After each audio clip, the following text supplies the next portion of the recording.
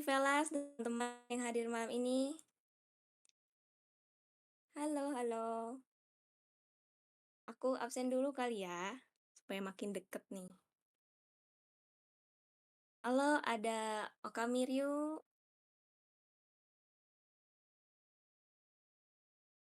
Hani Nio 55663, ada Mde, ada Akami, ada Rizky.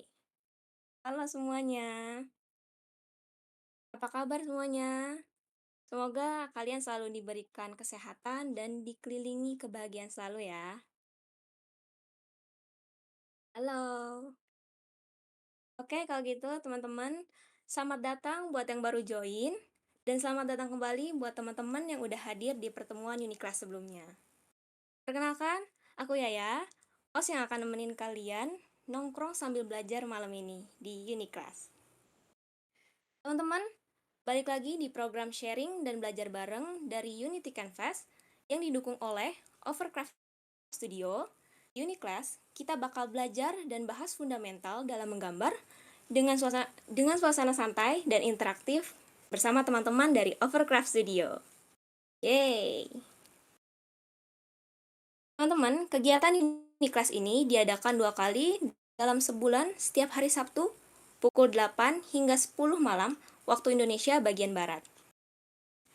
Buat teman-teman yang ketinggalan sesi malam ini atau mau nonton sesi sebelumnya, kalian bisa langsung nonton di YouTube-nya Unity Canvas. Di sana ada record sesi sebelumnya ya. Tanpa berlama-lama, materi malam ini akan ngebahas figur. Buat yang suka gambar karakter atau OSI, original karakter, buat yang punya nih, kita bisa nih belajar bareng dan evaluasi soal karakter yang udah kita punya nih. Kali aja mungkin mau diperbaiki, dan pastinya materi malam ini tuh bermanfaat banget. So, siapin tempat ternyaman kalian, tools favorit kalian, dan take notes di HP atau laptop kalian ya. Malam ini kita akan kedatangan Kak Rif lagi nih, pemateri yang minggu lalu udah ngebahas gestur. Dan untuk minggu ini, Kak Rif akan berbagi ilmu tentang figur. Jadi langsung aja kita sambut Kak Rif. Kak Rif, boleh langsung? Oke.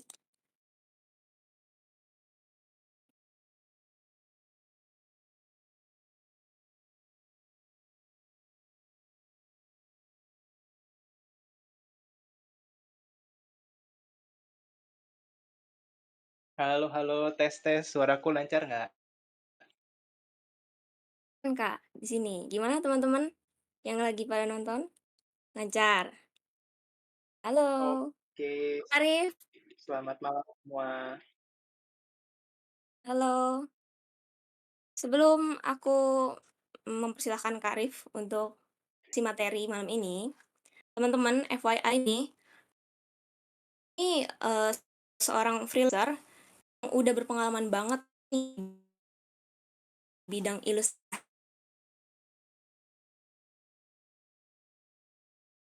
dan media digital selama 6 tahun. Kak Rif bahkan udah ngerjain project-project dari jadi mentor di.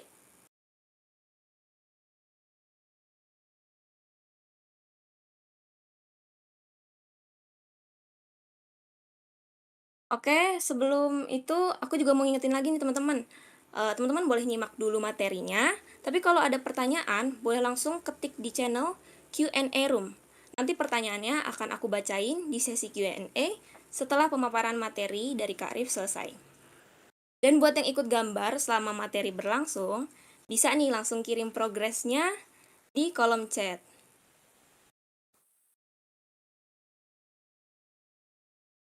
Kata ya suaranya? Oke, aku ulang sedikit lagi ya. Teman-teman boleh nih nyimak dulu materinya. Tapi kalau ada pertanyaan, eh, boleh langsung kirim di channel Q&A Room yang udah Kak Ranran kirim di kolom chat ya. Dan buat yang ikut gambar selama materi berlangsung, kalian bisa langsung kirim progresnya di kolom chat ini ya. Oke, kalau gitu langsung aja materi pada Kak Rif, waktu dan panggung dipersilahkan. Oke, makasih ya, ya. Eh, tadi tuh Yaya patah-patah, aku suaranya patah-patah nggak? Coba tolong komen, di komen enggak ya? Oke, syukurlah lancar. Oke, teman-teman, jadi kan pas minggu pertama kemarin itu kita udah belajar gesture ya. Nah, sekarang kita agak lanjutannya dari gesture itu kemarin. Yuk, kita mulai dari definisinya dulu. Nah, kemarin kan kita udah belajar soal si gesture-nya ini ya. Eh, jadi kita belajar aspek storytelling-nya, cara menggambar yang luwes, tapi gimana itu tetap appealing, dinamik, dan organik. Jadi itu kita masih loose banget gambarnya, nggak terlalu solid. Nah, tapi untuk kali ini kita bakal fokus di structure-nya, aspek structure, yaitu di figure drawing kali ini. Sekarang ini kita akan mulai ke tahapan yang gimana caranya biar si gesture yang kita bikin itu lebih solid, gitu kan. Tapi nggak begitu kaku dan tetap terbawa gitu energi kita yang kita bikin di gesture sebelumnya. Seperti yang dijelaskan oleh Gris and Norm ini, jadi kayak kita gabungkan antara gesture dan structure. Seperti itulah. Nah, apa itu figur? Figur itu adalah eh, tubuh manusia yang digambar secara keseluruhan, berfokus pada structure, bentuk, dan proporsi. Nah, figur drawing itu sendiri adalah praktek di mana kita menggambar sebuah sosok manusia dengan mempelajari proporsinya, strukturnya, bentuknya, yang biasanya dari sebuah observasi, baik itu dari live model ataupun referensi. Jadi, kalau kemarin itu, gesture itu berbicara tentang movement, energi, dan flow. Nah, sekarang ini kita akan lebih ke structure, massa, atau kayak volume dan soliditas dari si gesture itu. Nah, jika gesture itu storyteller, maka si figur ini adalah builder-nya. Jadi kayak story-nya itu misalkan orang melompat, memukul, itu kan ada cerita atau ada sesuatu yang ditunjukkan dari sebuah gerakan itu. Nah, si builder ini kita membangun agar ide itu tersampaikan dengan lebih solid. Nah, kita itu butuh kedua aspek ini agar figur atau karakter kita terlihat lebih hidup dan secara struktur itu tetap benar. Nah, oke, kita lanjut ke slide berikutnya. Nah, suka ada yang ngomong anatomi dan figur gitu kan. Wah, karakter aku kurang bagus nih, aku perlu belajar anatominya gitu kan. Nah, sebenarnya itu terminologi anatomi dan figur drawing itu kayak overlap tapi nggak begitu sama. Kalau dari yang aku pelajari, sebentar bikin layer baru dulu. Nah, yang aku pelajari, mind map-nya itu seperti ini. Jadi kita berangkat dari gesture-nya dulu, baru setelah itu ke aspek figur drawing-nya itu sendiri. Di figur drawing, kita akan belajar konstruksi dulu, terus proporsi, dan shape design. Barulah anatomi itu ditambahkan di akhir sebagai pemanis atau elemen-elemen pelengkap yang bikin gambar karakter kita lebih believable gitu. Eh, atau kayak topping dalam sebuah kue. Buat menjelaskan konsep ini lebih lebih mudah dicerna, aku bikin sebuah analogi dari kue. Coba kita lihat ya. Nah, ibaratkan kue ini si figur drawing itu ya. Nah, kita lihat ada shape design, proporsi, dan konstruksi kan. Nah, shape design-nya itu ini, kita ngedesain bentuknya nih, shape-nya seperti ini gitu. Ini aspek shape design dari kue itu. Lalu ada proporsi. Ini aspek proporsi dari kue ini.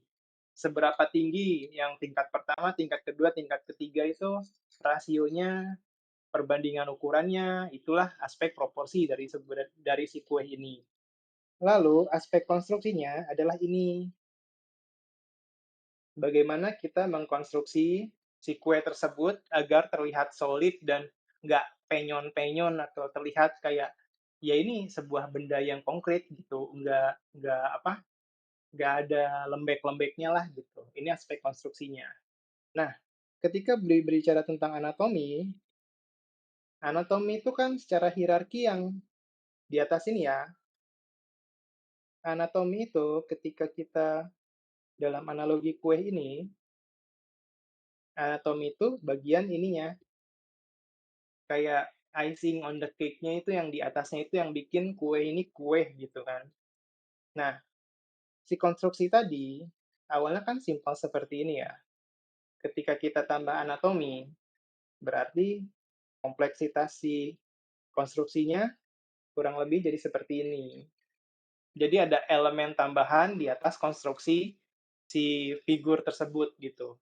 Jadi nggak basic doang, tapi kayak ada tonjolan-tonjolan atau apa, aksen bentuk tambahan, seperti itu. Nah, selanjutnya, figur fundamental itu dia bisa dibawa ke macam-macam art style, nggak hanya realis atau nggak hanya simple gitu kan. Jadi konsep framework berpikir ini, eee, dari yang aku pelajari dan aku desain sedemikian rupa itu, bisa diterapkan ke art style yang simpel seperti ini, Mario yang bulat-bulat gitu kan, mungkin konstruksinya seperti ini. Ini teori konstruksi figur fundamental ini ya. Dan ini dari game lain yang League of Legends yang dengan menggunakan proporsi orang normal, itu pun ada seperti ini. Sebenarnya 2 contoh ini 2 contoh ini tuh berasal dari formula yang sama, walaupun output akhirnya berbeda.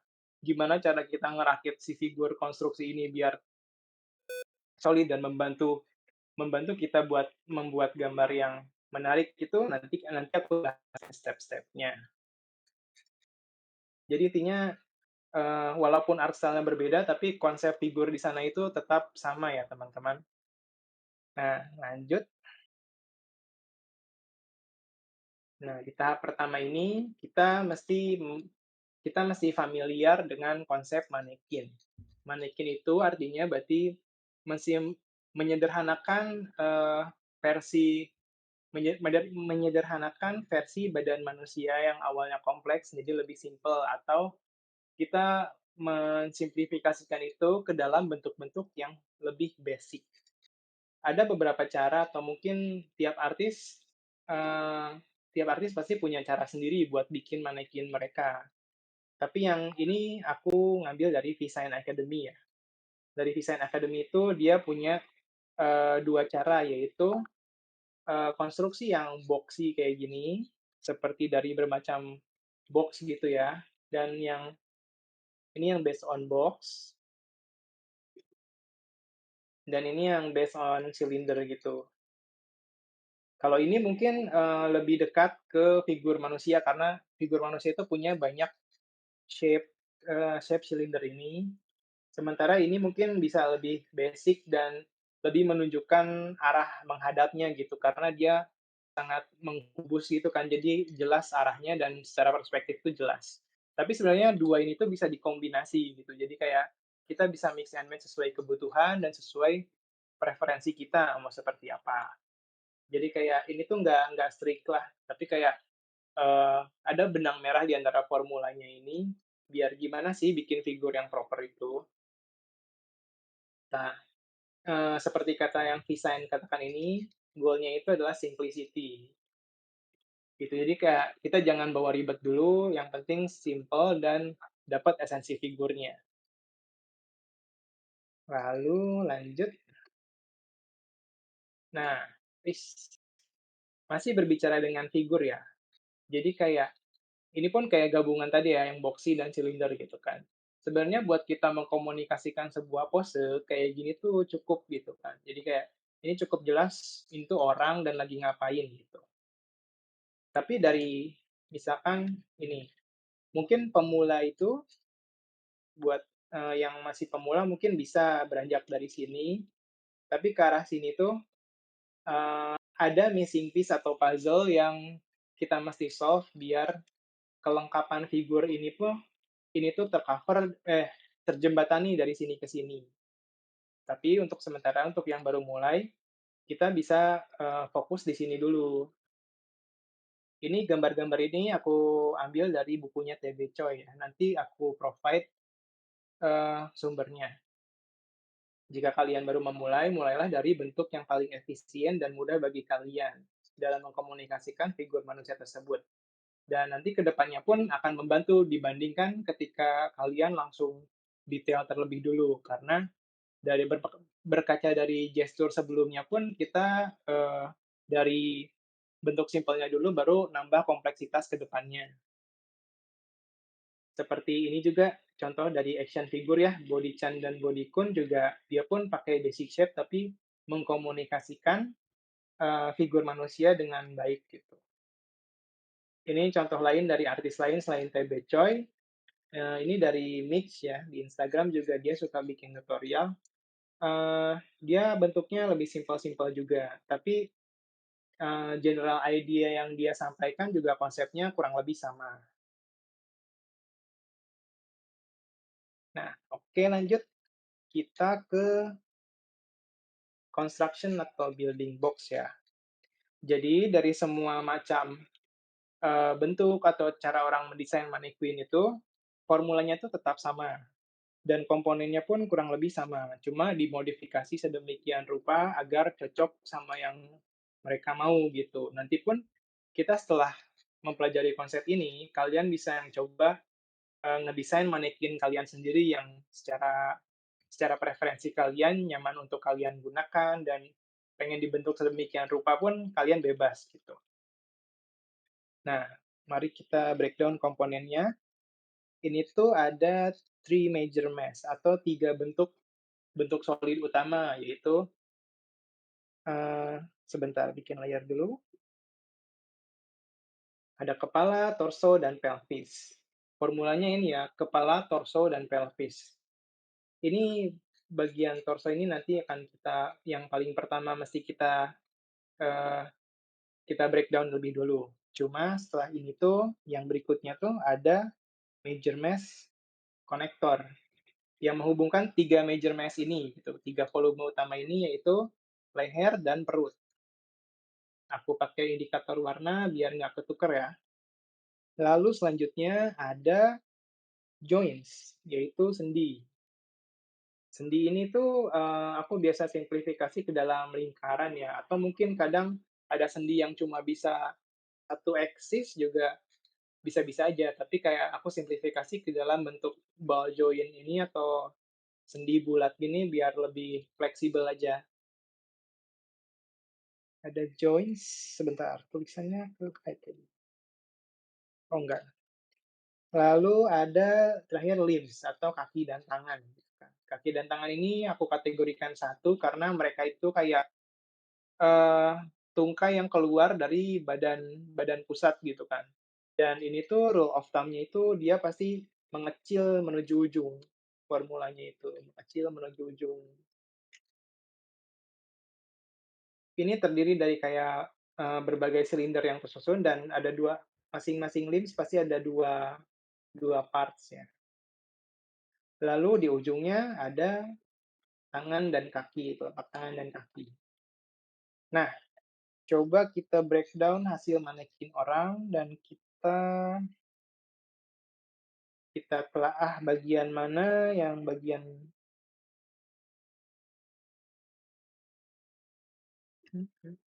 sebentar ya, nah kita coba. Dari yang penggayaan boxy ini kita lihat 3 major mass-nya tetap ada, ini kan ada warna dari sini, ini major mass-nya di sini, major mass, pelvis ini, lalu konektor, lalu sendi.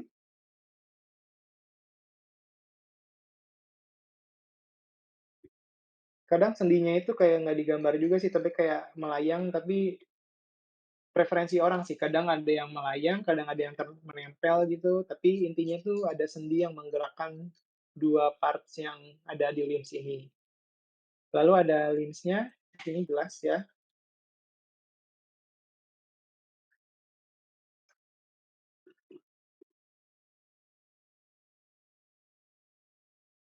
Terakhir ujung dari limbs itu ya tangan dan kaki, kayak boxy.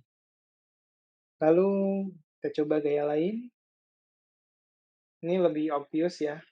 Dia bahkan sendi-sendinya tuh area yang bergeraknya itu udah dia marking. Tapi biasanya sendi dan konektor ini tuh aku pisah beda warna sih. Ini konektor, ini sendi.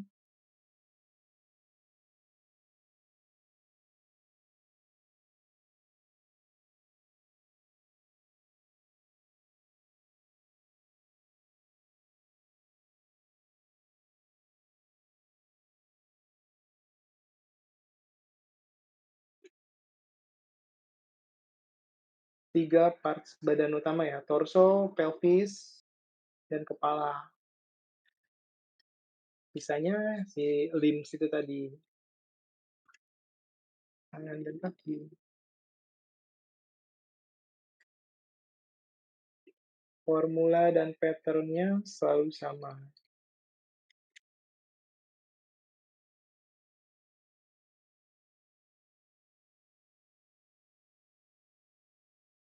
Ini bentuk lainnya, dia kayak yang ini lebih kayak hybrid gitu, jadi kayak dari cara manekin dia udah coba ngedesain shape-nya tapi sama overall.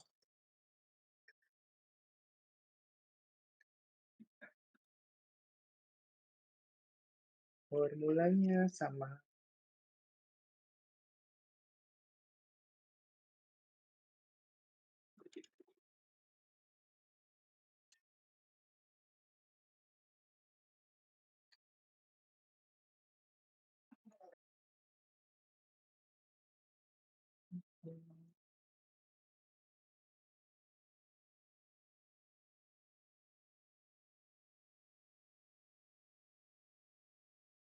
Jadi ketika teman-teman mau mulai gambar figur, ingat-ingat semua bagian dan kategori ini ya, ini bakal membantu. Nah, kita coba breakdown lebih lanjut ketiga bagian ini. Oke, buat torso ya, 3 major mass dan 2 konektor ini dibuat berdasarkan kerangka manusia.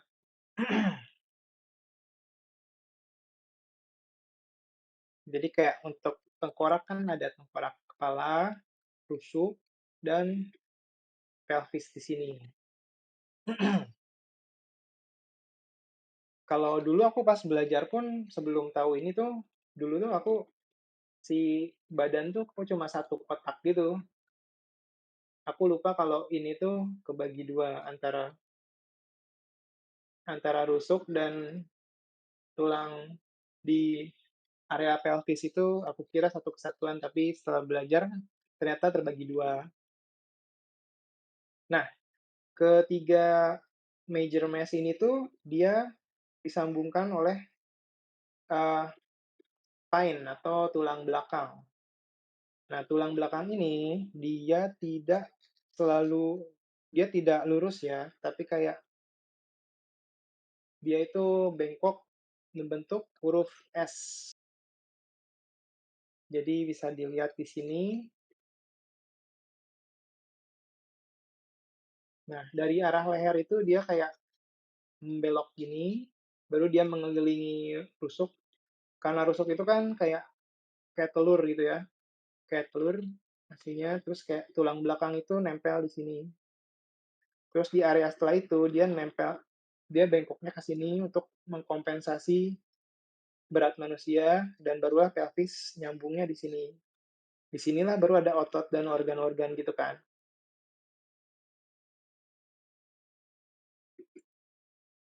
Ketika misalkan kita ngobservasi pose orang, mungkin kita observasi arah torso dan arah pelvisnya aja.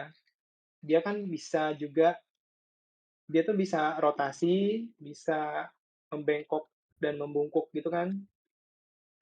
Itu yang menggerakkan kan si spine ini ya,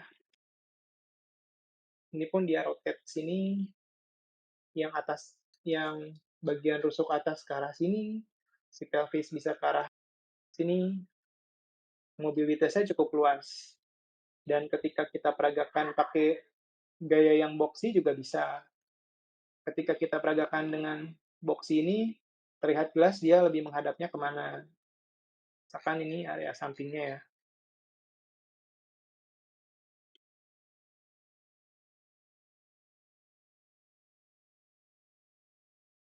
Dan untuk si pelvis ini pun dia sedikit agak miring ke depan ya, nggak misalkan nggak kayak gini, ini misalkan torsonya, nah pelvis tuh nggak gini, tapi ada curve-nya dan dia kayak bengkok ke atas gitu.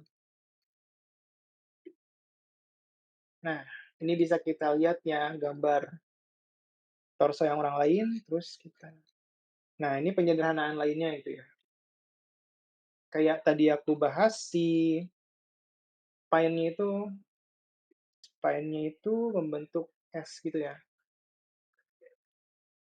Terus di contoh lain, nah ini simplifikasi lainnya, set set, pelvis. Ketika kita tambahkan detail-detail anatomi, kita tetap mengikuti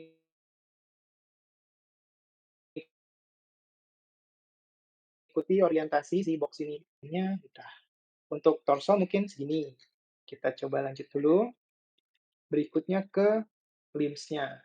Nah, untuk bagian limbs ini atau tungkai tangan dan kaki itu, limbs itu aku kurang tahu ya bahasa Indonesianya apa. Lupa, peragain deh. Nah, dia tuh kan pasti ke ujung tuh pasti menyempit ya. Kita mesti selalu ingat itu. Jadi misalkan kita mau gambar tangan, pastikan dari secara gesture dia mengecil. Terus misalkan setelah gesturnya dibuat, baru kita bikin si silinder-silinder konstruksinya. Nah, bicara tentang konstruksi tangkai ini, kita mesti familiar dengan gimana kita mengkonstruksi sebuah silinder. Dan kayak kan mobilitas limbs itu cukup luas ya, berarti kita mesti pintar menggambar, eee, kita mesti lumayan mahir menggambar silinder ini, ke arah mana dia menghadap, kita mesti lumayan bisa. Misalkan butuh yang foreshortening, atau butuh kayak agak dibengkokkan gitu untuk support gesturnya gitu. Misalkan yang tadi tangan menekuk ya, gesturnya dulu, baru ini sendi,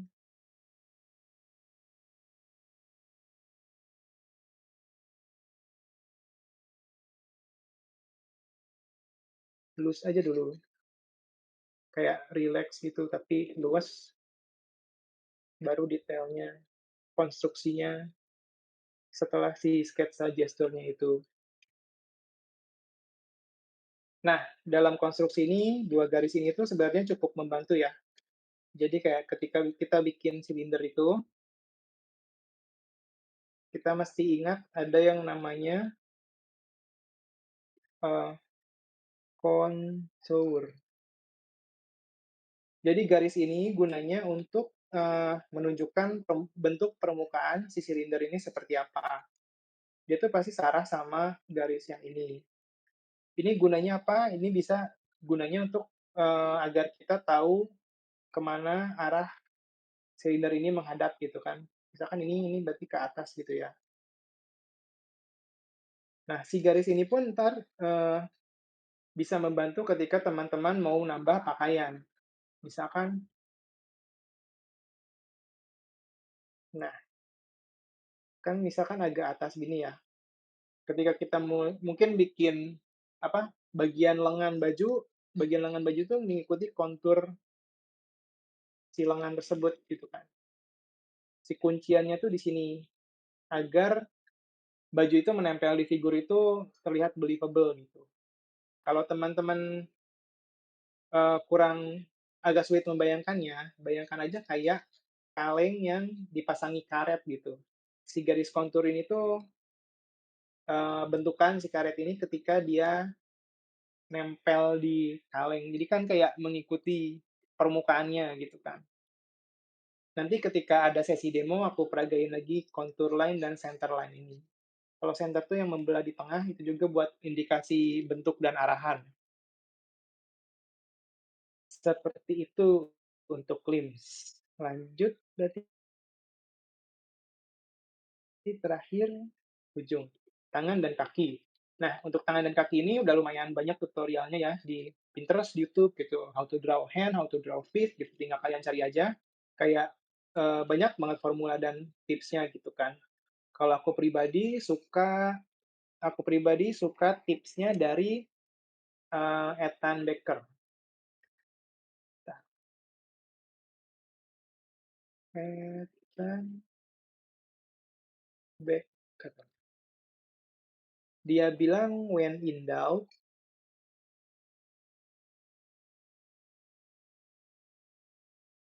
one finger out."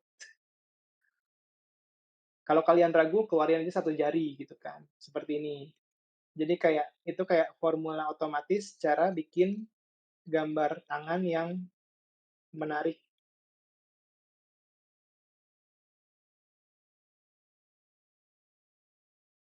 Nggak perlu semua jari satu-satu kayak misalkan gambar, kan susah gitu ya. Dan secara gestur pun dia kurang terkesan kurang solid gitu. Jadi kayak langsung aja kayak bayangkan ini tuh sebuah, eee, sarung tangan gitu. Terus ketika ingin kita itu kelihatan lebih seperti tangan, keluarin satu jari dari gumpalan yang lain. Ini kan telunjuk ya, ini aku coba keluarinnya kelingking.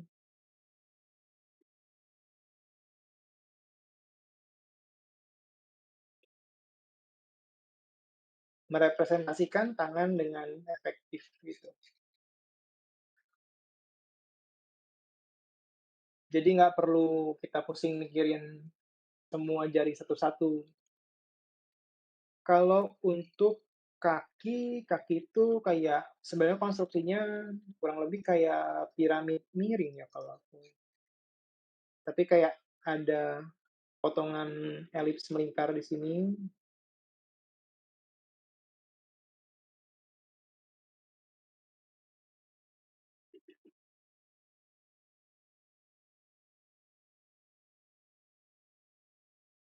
Intinya sih pintar-pintar aja memodifikasi basic shape-nya ya, elips. Elips ini lumayan challenging buat digambar. Terus kaki mungkin dari angle agak bawah,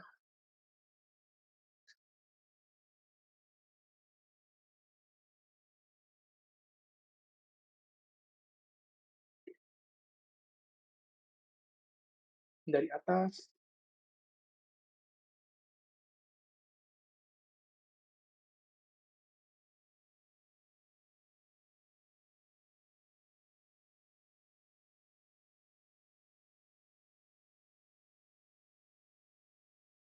ada banyak cara lah. Tapi intinya tempatkan ini di ujung limbs-nya itu. Tuh. Oke, untuk building blocks-nya cukup segitu. Setelah itu kita lanjut ke bagian proporsi. Nah, ini mungkin yang buat yang masih belajar suka agak kesulitan, apa sih itu proporsi gitu kan. Proporsi dalam figur itu berbicara mengenai korelasi hubungan antar bentuk dalam figur itu sendiri, kayak seberapa panjang ini berbanding ini, seberapa lebar ini dibandingkan ini, gitu kan. pasti ada sesuatu yang jadi komparasi atau satu unit ukur yang digunakan untuk, eee, kita menilai, ini tuh udah proporsional belum sih, gitu kan. Ini tuh udah, secara figur manusia itu udah lumayan enak belum sih dilihatnya, gitu kan. Nah, unit unit ukuran yang biasanya kita pakai, biasanya tuh proporsi berdasarkan pakai kepala. Nah, misalkan dari kepala ini tuh kita coba di-copy pastein aja ke sampingnya, terus kita ukur, ketinggiannya, gitu. Buat remaja misalkan 7,5 kepala, buat yang agak dewasa 8 kepala, dan buat kayak figur-figur yang gede, besar, kayak Thor atau superhero lainnya gitu 9 kepala. Semakin kecil kepala tersebut berbandingkan dengan badan, itu kayak ngasih indikasi kalau, wah ini karakter ini badannya besar loh, karena kepalanya kecil sebagai komparasi. Untuk cowok juga sama kurang lebih. Terus, rule of thumb-nya itu biasanya si bagian ini, crotch-nya ini tuh pasti selalu setengah dari badannya itu. Untuk proporsi normal pasti ada di tengah-tengah. Kan 10 kepala, pasti setelah kepala kelima, nah setengah badan. Jadi kayak setengah badan ini torso dan kepala, setengah sisanya pasti kaki. Lutut pasti setengahnya lagi dari ini dan ini sama. Nah, untuk si pergelangan siku ini biasanya itu dia sejajar dengan pinggiran rusuk, deket-deket lah, kalau nggak sejajar panjang dikit gitu. Dan si telapak tangan ini dekat dengan si crotch-nya ini. Ujung tangan pasti di tengah-tengah area H ini, atau enggak sepertiga awal deh. Kayak aturan-aturan itu pun, proporsi itu kita mesti tahu naturalnya kayak gimana, baru nanti kita, bisa bermain dengan proporsi. Setelah ini di slide berikutnya kita coba main-main dengan aturan ini. Nah, cuma kalau misalkan kita, eee, kan mungkin ada pertanyaan, "Kak, masa tiap gambar karakter kita mesti ngukur dan, ngasih kepalanya itu terus buat mastiin itu tuh proporsional atau bener apa enggaknya?" Gitu kan. Sebenarnya buat ini tuh, ukuran ini tuh pas saat kita belajar, kita coba kejar seakurat mungkin gitu kan. Cuma kayak ketika kita mulai kerja atau mulai bikin artwork yang sebenarnya gitu kan, karena kita udah coba ngulik latihannya di sini, ketika kita kerja dan lain-lain pun, kita secara intuitif dan mulai pakai feeling gitu. Kayak, "Ini tuh udah pas belum ya?" Gitu kan, "Dengan angle seperti ini udah pas belum ya?" Si intuisi itu kebawa ketika kita udah terbiasa, eee, latihan dengan mengukur gitu. Barulah si feeling itu, eee, kita familiar gitu kan. Jadi kalau misalkan pusing, akhirnya, dicoba aja dulu bikin seperti ini, nanti ke depannya pun, pasti selanjutnya akan bergantung pada feeling. Kayak kata Uncle Roger, "Just feeling." Haiya, gitu. Lalu, masih berbicara dengan proporsi ya. Nah, ini contoh, proporsi yang dimainkan dinamikanya. Tapi ini dilakukan setelah kita familiar dengan proporsi yang normal, gitu. Dan biasanya pun ketika kita ingin memainkan proporsi, itu kita rancang sesuai tujuan kita. Misalkan contoh karakter A ini, dia ingin bikin karakter yang, misalkan atletis gitu, atau pemain basket, atau cepat, atau apa, kita bikin dia proporsinya lebih tipis, tapi lebih tinggi gitu. Ini pun si titik crotch-nya itu agak lebih tinggi, nggak setengah di tengah-tengah.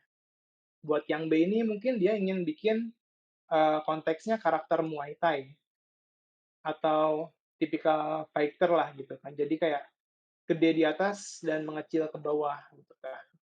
Ini juga build-nya lebih lebih agak tanky gitu ya, lebih kayak lebar di atasnya lebih ekstrim dan volume pahanya ini lebih besar. Jadi Kebutuhan permainan proporsi ini disesuaikan dengan tujuan karakter kita atau story yang mau kita kasih gitu. Kalau teman-teman main MOBA juga kan bisa dilihat tuh karakter-karakter MOBA, yang tanker kayak gimana, yang hyper kayak gimana, yang assassin kayak gimana gitu kan. Misalkan ini kayak kayak Franco gitu kan, dia kayak build-nya emang bulat dan berat gitu kan, berarti proporsinya dimainkan. Ketika badannya besar, pasti space di kakinya itu jadi kecil gitu kan. Build-nya emang seperti itu, menunjang story, tapi secara proporsi kita mainkan. Permainan proporsi ini bisa dilakukan setelah kita familiar sama proporsi yang normal. Jadi kayak, eee, kita mesti belajar rules-nya terlebih dahulu, baru kita modifikasi rule tersebut, gitu. Idealnya seperti itu. Bisa dimainkan macam-macam seperti ini, sesuai kebutuhan. Bahkan ada juga yang ekstrim kayak kalau kita udah tahu masa-masa ototnya, kita bisa milih otot mana yang dibesarkan gitu buat build karakter ini, gitu. Tapi keberagaman ini pun berasal dari komponen fundamental yang sama, yaitu si figur yang sebelumnya kita pelajari itu.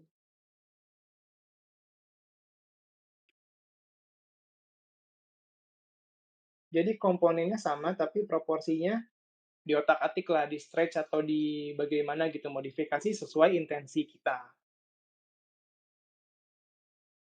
Nah, lanjut ini yang lumayan.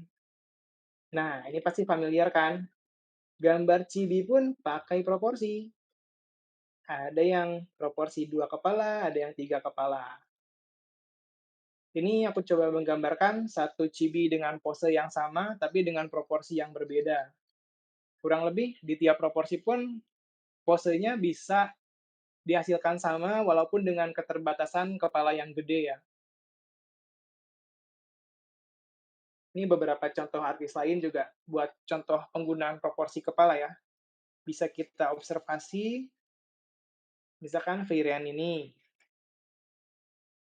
Sebentar, kita copy aja si kepalanya.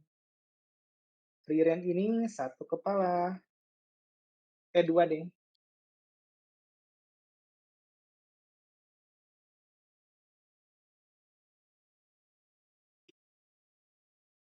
Ya, dua. Ini juga sama. Untuk yang ini contoh tiga kepala. Buat ngeceknya, kita coba.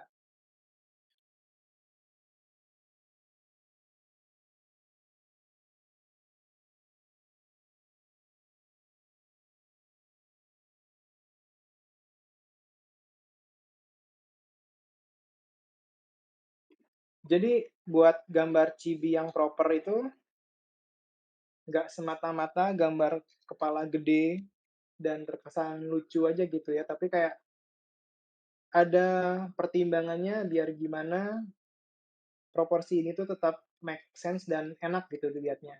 Lihat 3 kepala, yang terakhir ini 4 kepala. Antar 3,5 mungkin kayaknya. Ini Naruto ya.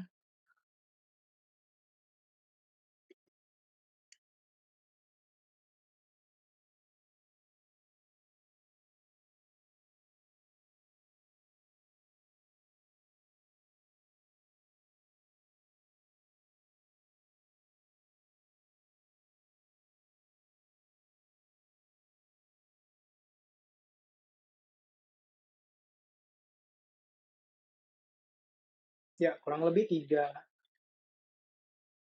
seperti itu. Inilah kayak, eee, gimana permainan proporsi itu bisa menghasilkan macam-macam figur dengan baik.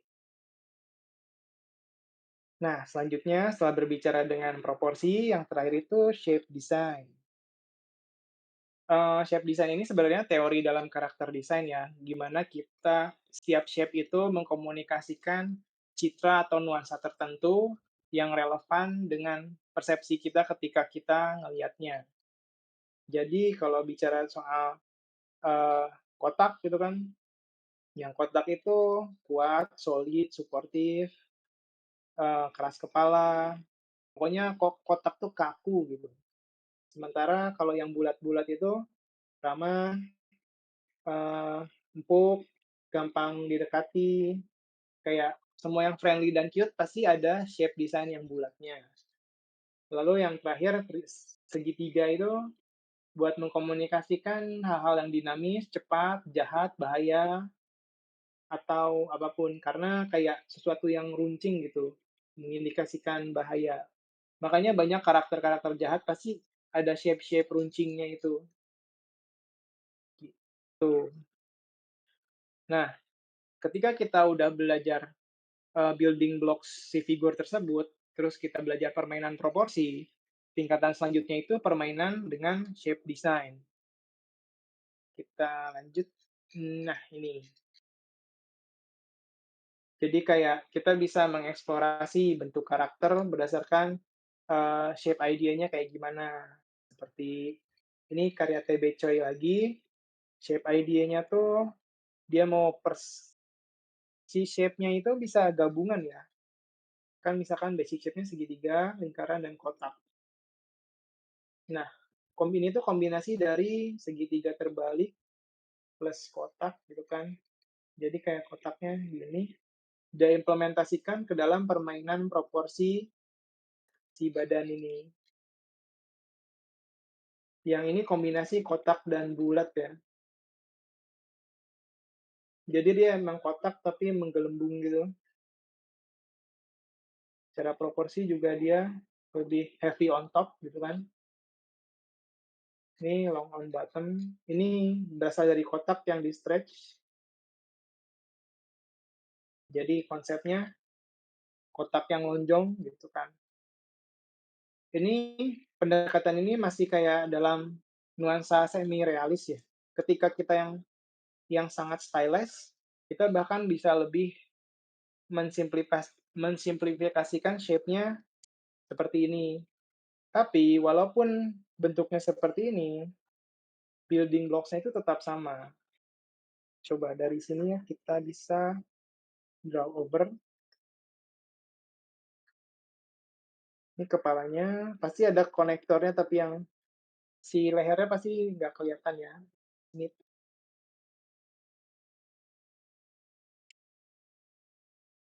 di balik teardrop shape ini tuh ada pelvis ya. Ini pelvis, ini torso, kaki, kaki. Jadi se-ekstrim apapun komponen bangunannya itu tetap sama. Hanya saja di-stretch dan dimodifikasi sedemikian rupa sesuai kebutuhan.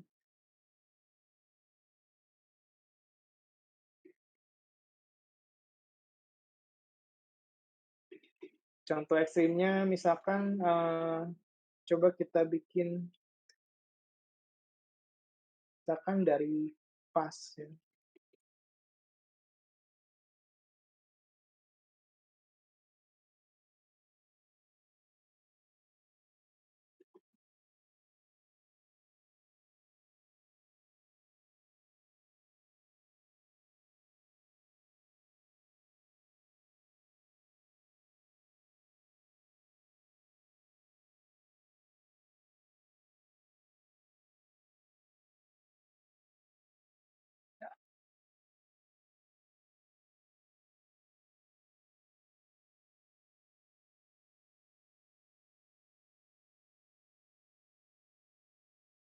Ini bisa pelvisnya mungkin ceritanya lebar gitu. Art style yang eksplorasinya sejauh ini tuh biasanya di animasi. Karena film animasi kan bergerak cepat ya, sekelibat di mata kita gitu, kayak kita cuma kita butuh waktu yang kita cuma dikasih waktu sedikit buat, interaksi sama sama karakter yang ada dalam animasi tersebut. Makanya bentuk karakter di animasi itu pasti lebih di-exaggerate ke basic shape tersebut biar bentuknya itu lebih memorable ditangkap oleh mata kita. Makanya gaya-gaya karakter di animasi itu pasti ekstrim, desainnya gitu, si daya tariknya itu sendiri.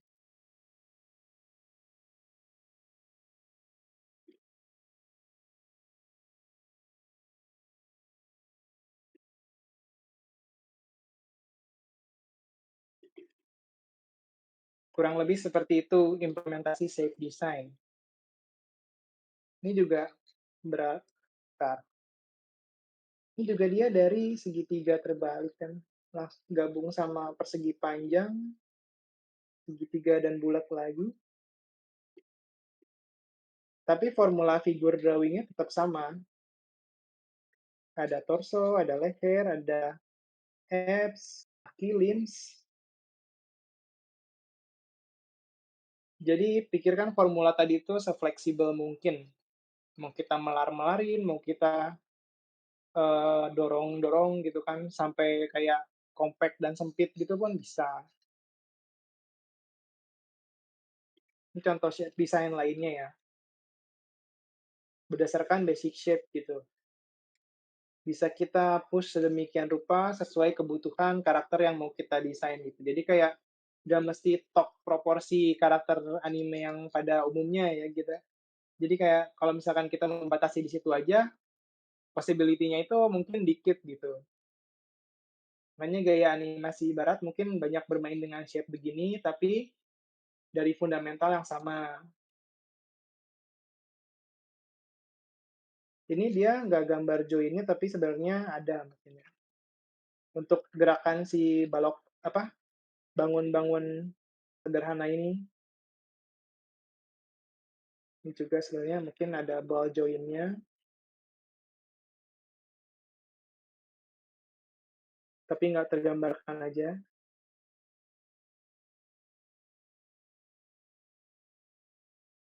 Ini dari Mitch Liwei. Oke, selanjutnya kalau kita lihat dari analogi tadi, nah kita kan udah tadi konstruksi, building blocks, terus proporsi, lalu shape design. Barulah kita berbicara tentang anatomi yang si paling atas ini. Layernya tuh di lapisan atas gitu, di atas ini. Nah, anatomi ini perlu kita kuasai untuk perlu kita dalami untuk apa? Kita coba simak di sini.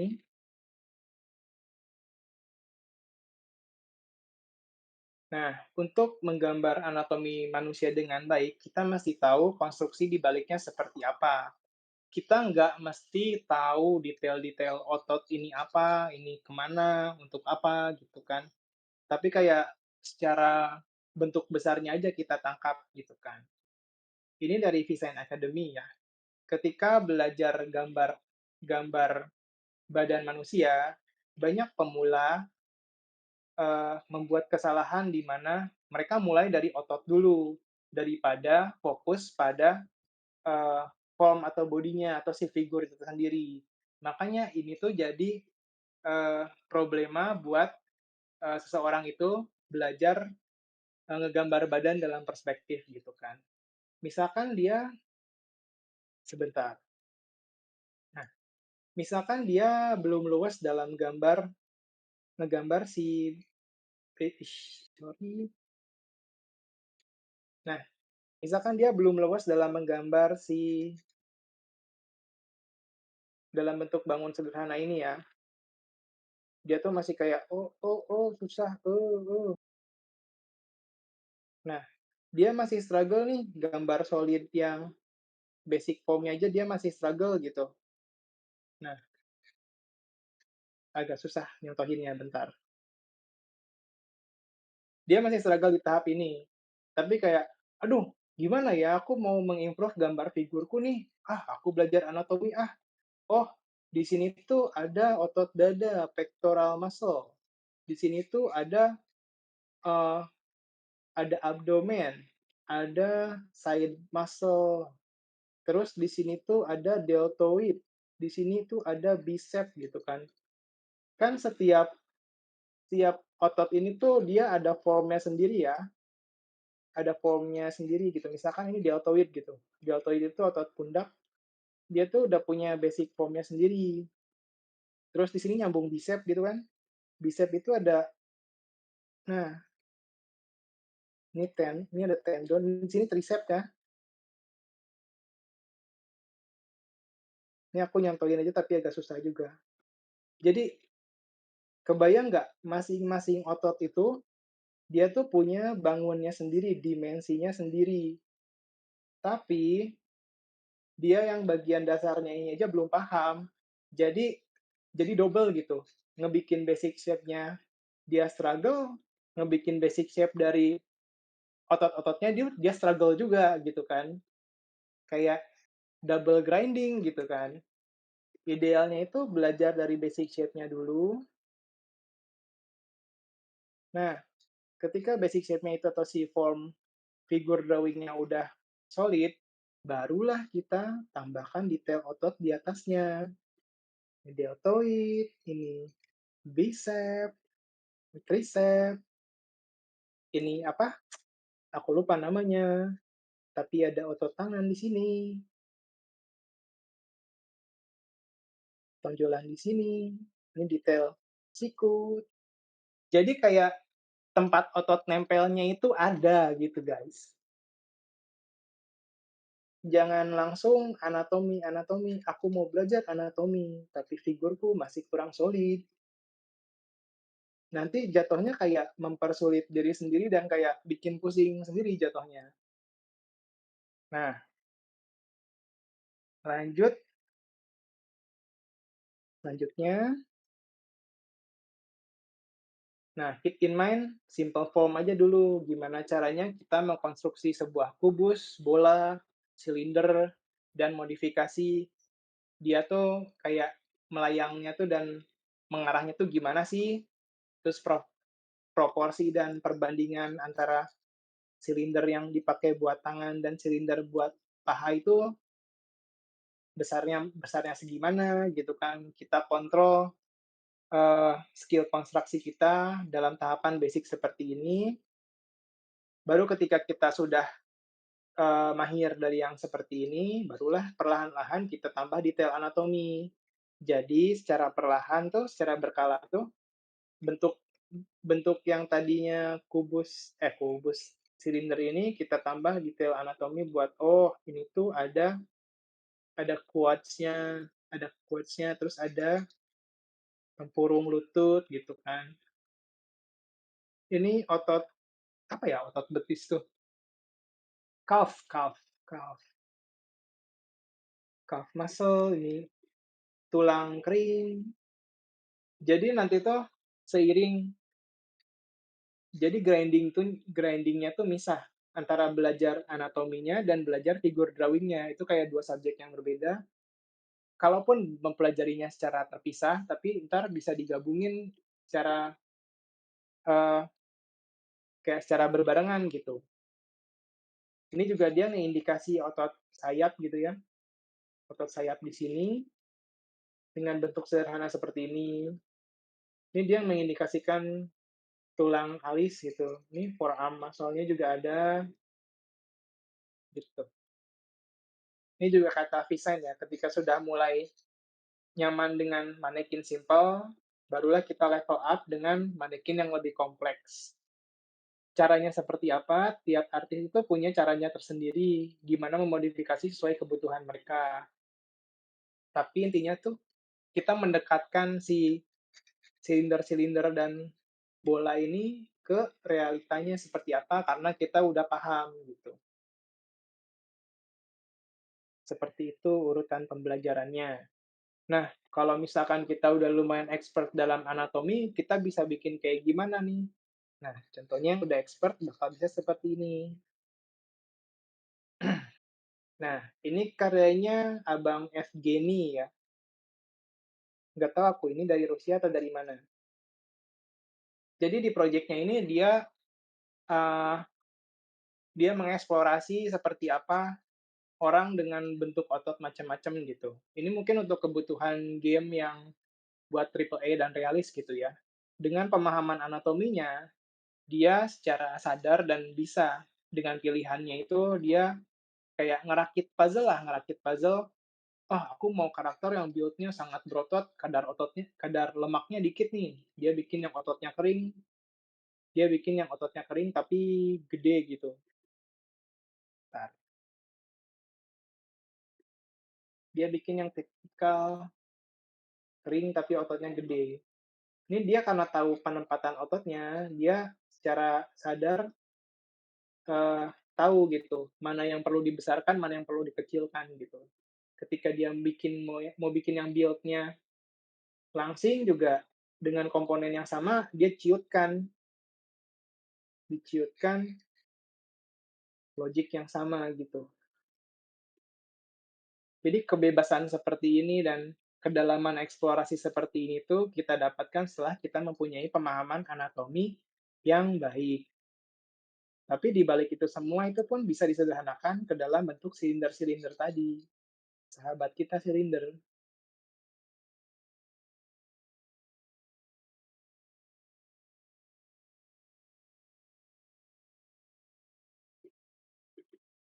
gitu. Ini juga secara shape design kan dia yang ini pasti otak gitu kan. Dia pengen bikin karakter boxy, yang ini gagah segitiga, yang ini persegi panjang karena langsing gitu kan. Ini untuk versi ceweknya juga ada. Enak banget gitu ngelihatnya, kayak walaupun ini tuh sebatas gambar tapi believable-nya tuh terasa gitu kan. Oh, ini possible seperti ini karena emang bentukan konstruksinya tuh udah bener gitu, ada otot-otot di sini tuh, gitu. Nah, pengaplikasian detail-detail anatomi itu juga di atas basic shape yang tadi. Basic shape-nya adain dulu, baru kita tambah detail-detail otot seperti ini. Detail-detail ototnya pun dalam basic shapes, seperti yang tadi aku sempat jelasin. Pentingnya bersahabat dengan silinder, begitu. Jadi manekin kita pun perlahan berevolusi.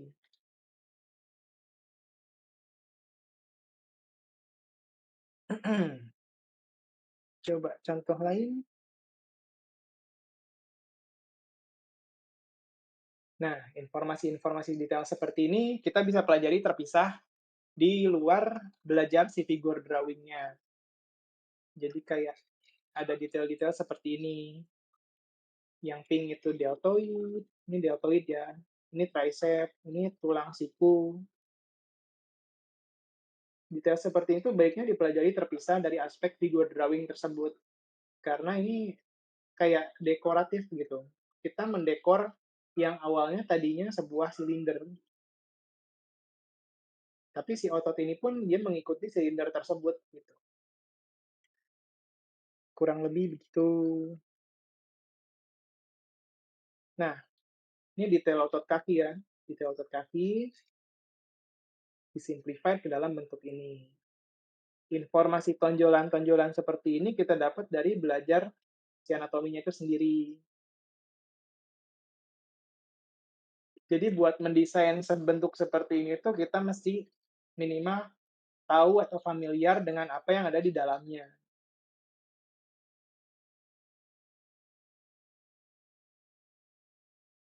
Terus lanjut, nah ini sebuah seminar dari Thomas Chamberlain Kane ya, Appeal and Objectively Good. Dia ngebahas di chapter di video ini yang 1 jam ini ada chapter soal anatomi. Seberapa pentingnya mempelajari anatomi agar konstruk figur kita itu lebih baik. Misalkan ketika dia baru bisa gambar karakter ini, tapi dia butuh bikin karakter yang tebel. Karena dia nggak paham anatomi, dia stretch aja sih figur ini tuh ditarik tarik rata ke kanan kan, jadinya nggak estetik ya. Cuma ketika kita udah paham anatomi, kita bisa pilih otot mana dan tulang mana yang dibesarkan buat kebutuhan karakter boxy dan lebih lebar ini gitu. Tahapannya juga bisa kita breakdown seperti ini buat dapat si bentuk yang lebih appealing gitu. Kalau teman-teman ada waktu mungkin nanti simak si video Thomas ini yang ini bagus banget. Nah, terus tahapan-tahapan belajar anatomi lainnya itu ketika kita misalkan baru menguasai figur gitu kan. Silinder sederhana, ball joint, terus kayak silinder lagi yang lebih kecil, lalu kaki gitu.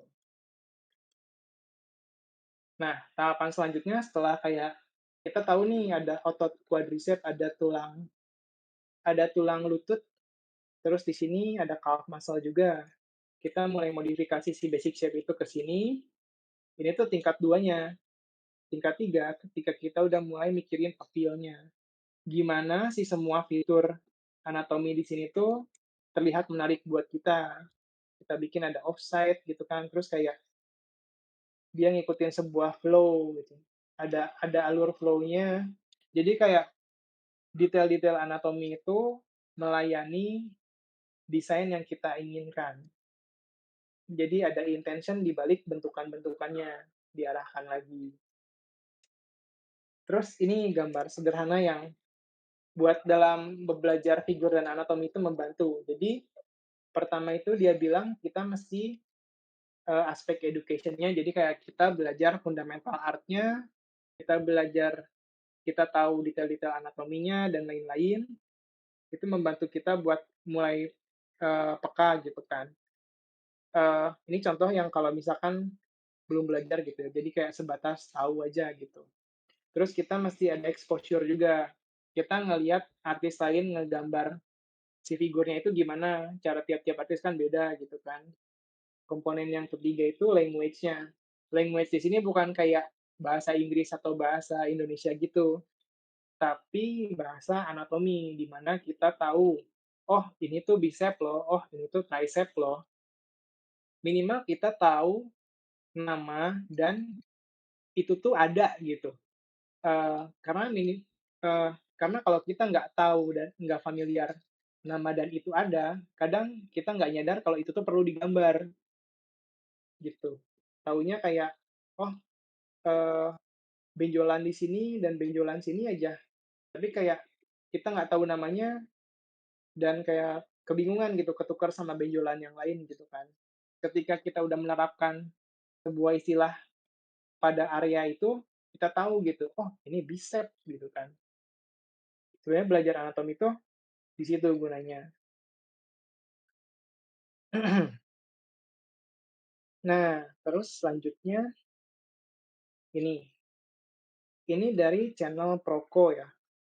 Di Proko sendiri itu dia ngebagi dia ngebagi figur drawing dan anatomi kedua kedua materi yang berbeda.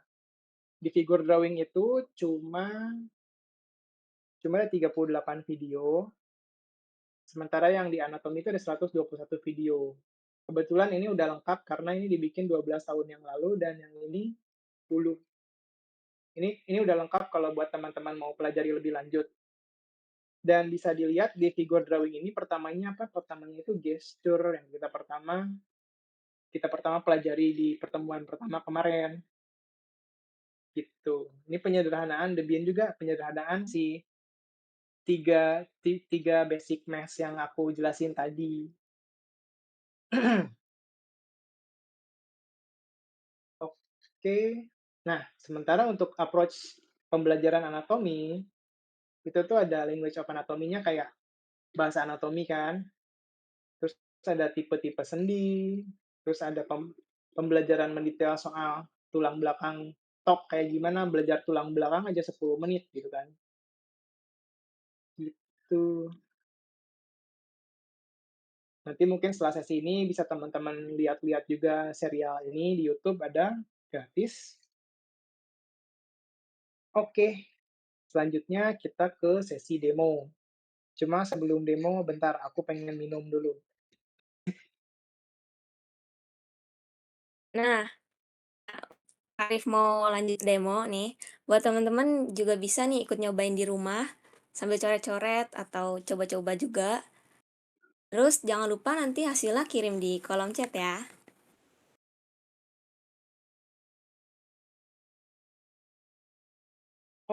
Oke, nah buat demo aku punya beberapa referensi di mana itu apa ya, nge-showcase-in kalau si konsep figur drawing ini bisa diaplikasikan ke berbagai style.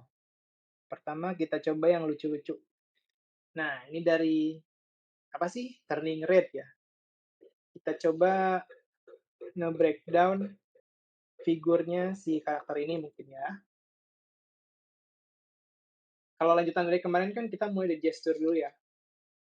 Ini aku nggak ngejar akurasi ya, jadi kalau misalkan agak melenceng, harap maklum. Ini kayak mulai dari gesture dulu. Nah, bisa kita lihat di sini bengkokan ini tuh, bengkokan ini tuh karena dia ada pelvis di sini.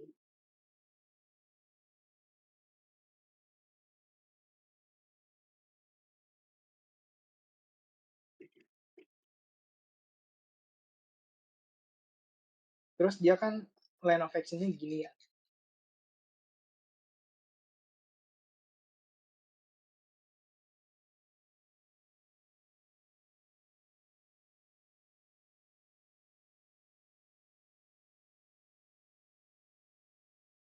Nah, gunanya center line itu di sini. Jadi kayak ini kan dia berawal dari sini terus ngerotate ke sini ya.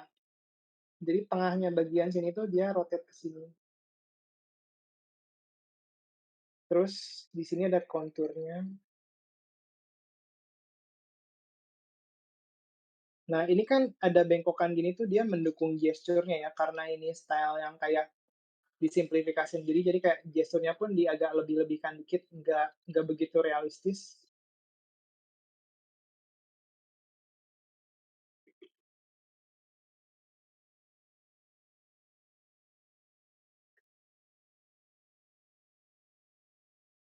Ini center line, kontur lainnya, si tangannya itu terusan dari gestur ini. Ingat gesture dulu baru structure. Bersahabatlah dengan elips dan silinder.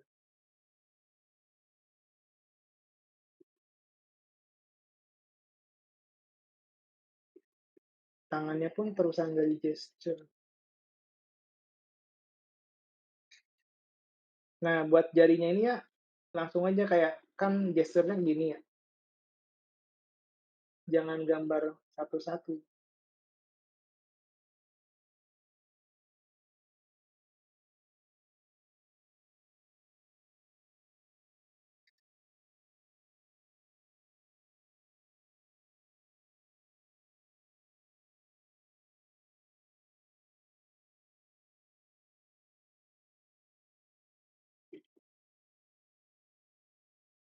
Kepalanya kayak kacang.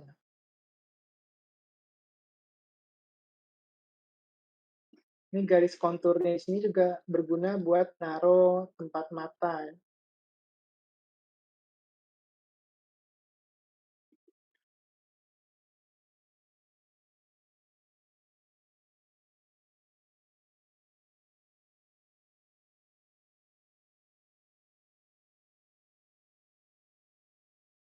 Ingat gesture dulu baru structure.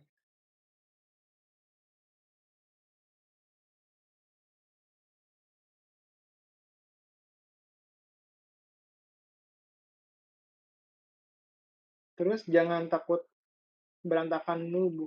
Eh, di tahap ini nggak apa-apa berantakan tapi dengan intensi ya. Karena biar garis kita tuh lebih ekspresif, jangan takut jangan takut salah dulu di sini. Langsung garis besar aja. Ingat CSI. Batasi garis kita cuma C, S, dan I. Dan hindari kebiasaan chicken scratch ya, jangan kayak, aduh, aduh, aduh, aduh, aduh, aduh. Jangan kayak gitu.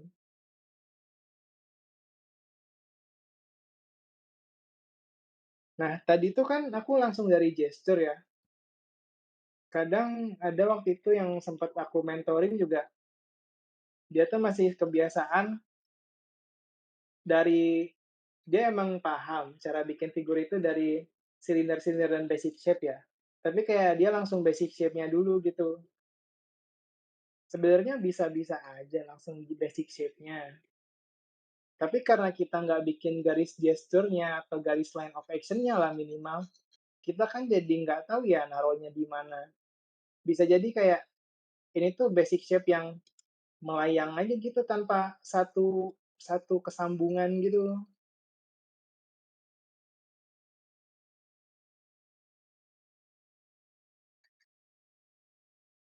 Kayak bentuk-bentuk melayang nggak ada penyambungnya gitu, nggak nyambung. Jadi usahakan minimal line of action-nya dululah atau gesturnya gitu kan. Si konstruksi ini tuh dia berdiri di atas garis gestur tersebut gitu.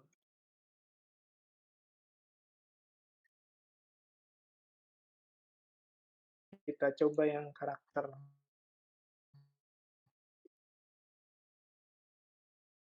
Yang ini menarik nih ya, kamu coba ya. Itu line of action-nya gini ya.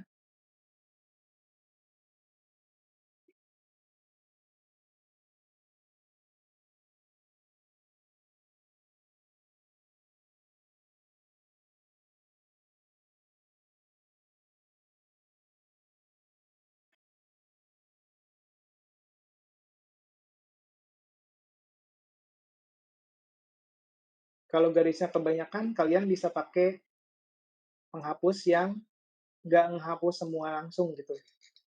Jadi kita masih bisa, kalaupun dihapus, dibersihin, kita masih bisa lihat garis kita yang sebelumnya. Jadi kita ngebenerin tuh tahu garis yang salah awalnya dari mana.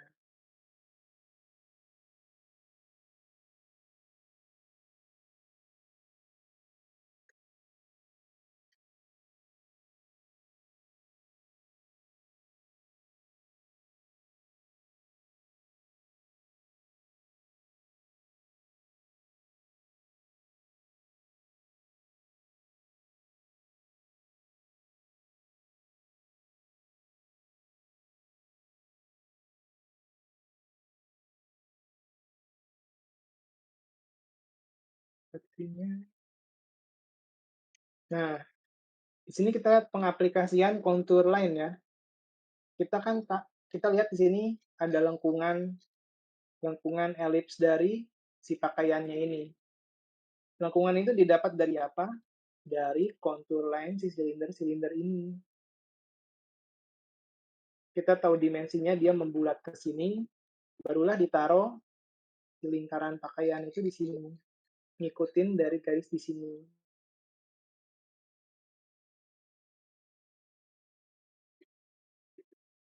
Ini dia lehernya nggak kelihatan.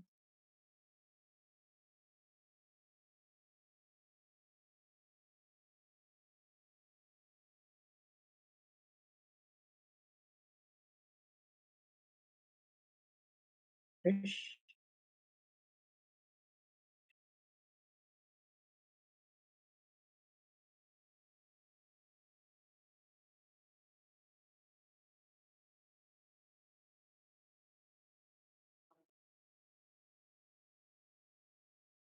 Nah, ada irama gesture di pose garisnya ya.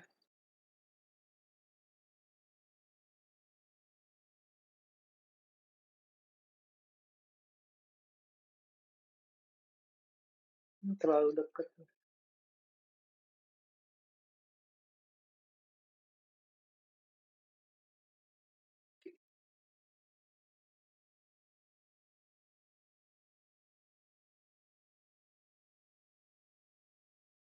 Nah, bulatan lagi, tuh lihat. Si cara si jam tangan ini melingkari ini tuh ngikutin kontur silinder di sini.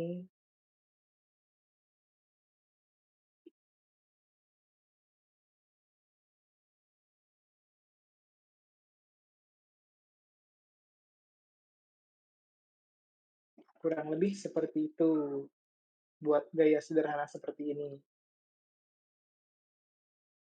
Gesture dulu, baru konstruknya gitu. Lalu kita coba style yang proporsinya lebih semi-semi realis ya. Nah,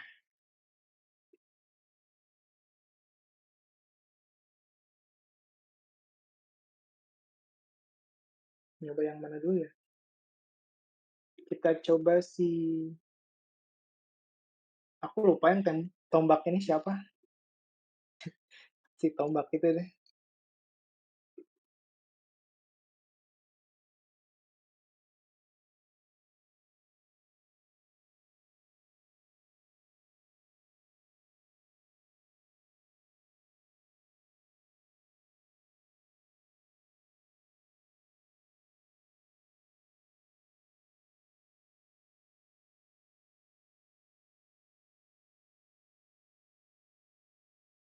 3 major mass-nya dulu, kepala, torso, pelvis,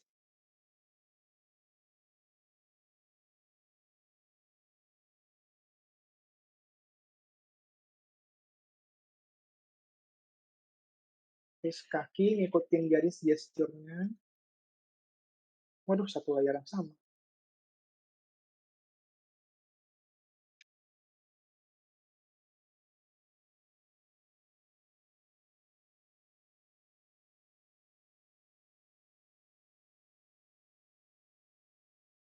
Ini kan dari satu line of action ya, S, si kakinya ditopang dari sini, makanya pelvisnya agak miring gitu.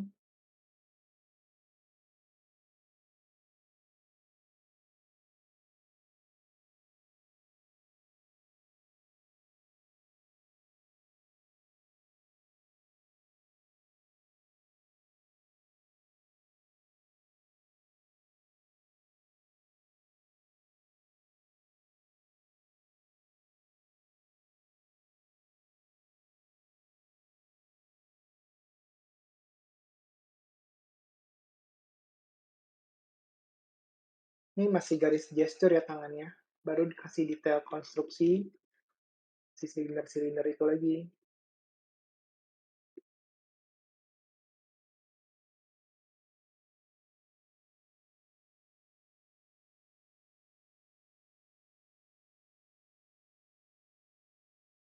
Nah, misalkan kalau ada karakter yang megang sesuatu gitu ya, biasa kan tombaknya tuh langsung draw through aja, gambar ngelewatin gitu.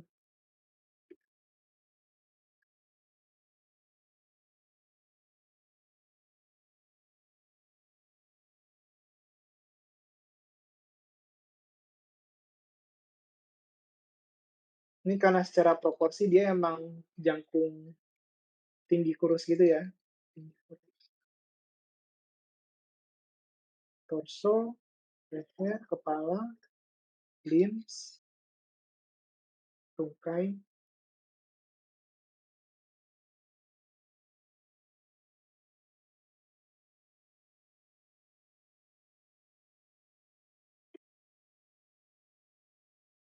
pelvis. Ya, kurang lebih gitu. Kita coba garis apa? Satu lagi.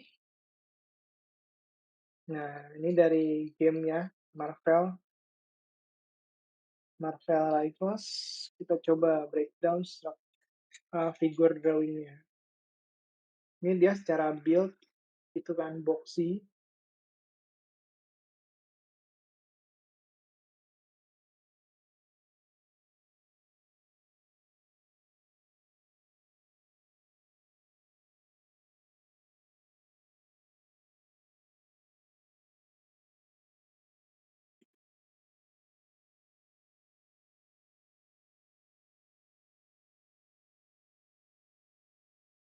Oh, terus jangan jangan terlalu cepat di zoom in juga membantu teman-teman buat kayak gini. Jadi kita kerja agak zoom out aja kecil.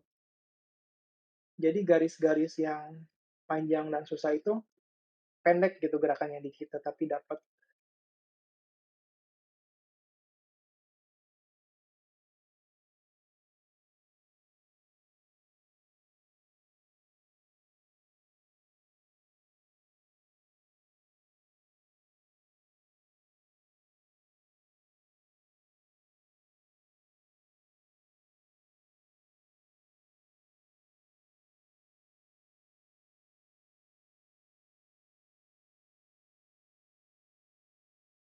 Nah, lihat si telapak tangannya pasti deket crotch ya,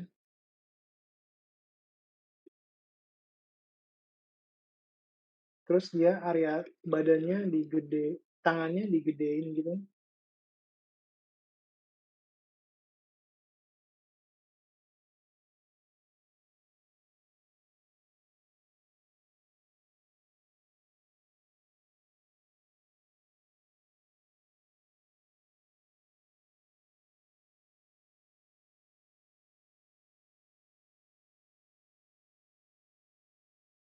Nah, si kepalanya yang kecil itu bikin badannya terasa lebih gede, permainan proporsi juga.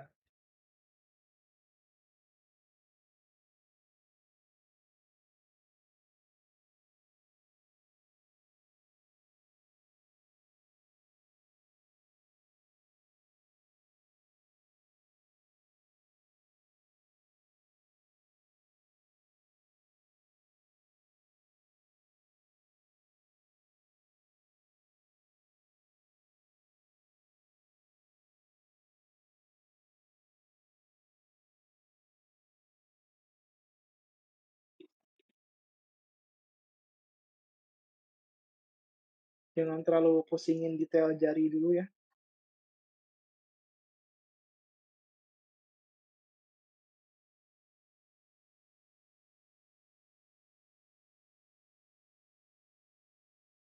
Oh, ternyata kakinya kepanjangan. Selagi di tahap ini kan kita bisa edit.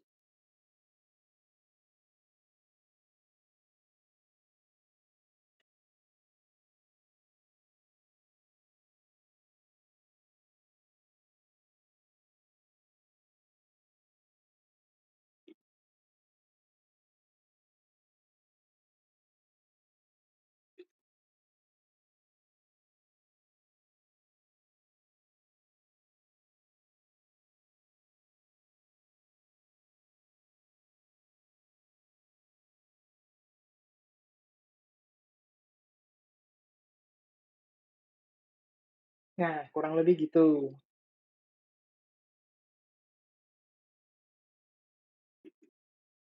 Oh, lupa. Ini center line. Ini dia kan center line-nya garis tengahnya tuh di sini ya.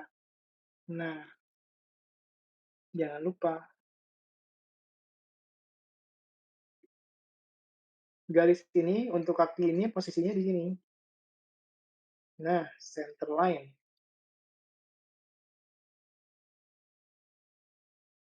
Mengkomunikasikan titik tengah. Lalu nih, lingkaran elipsnya.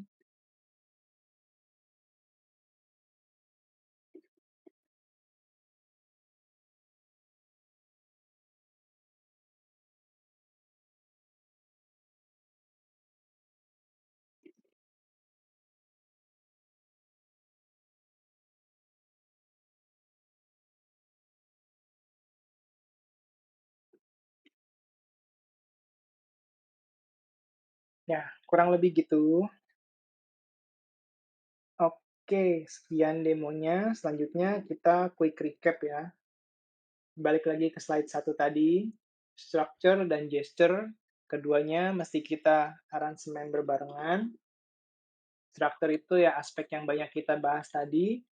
Lebih solid, kita berbicara tentang volume, proporsi, dan biar kokoh lah kelihatannya gitu kan. Sementara gesture itu ya lebih ekspresif, berbicara tentang gerakan dan pose dan cerita yang di-delivery, lalu kita combine jadi kayak sesuatu yang solid namun dinamis gitu.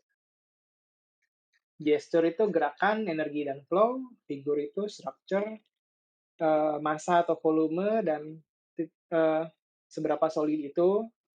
Lalu jika gesture adalah storyteller, maka figur itu the builder-nya, dan kita butuh dua aspek ini untuk menggambar manusia yang terlihat hidup dan secara struktur pun benar.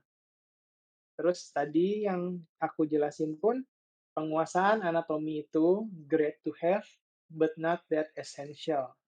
Jadi bagus kalau kamu menguasai anatomi, tapi nggak seesensial itu sampai kamu perlu paham detail-detailnya buat gambar sebuah figur. Terus common mistake,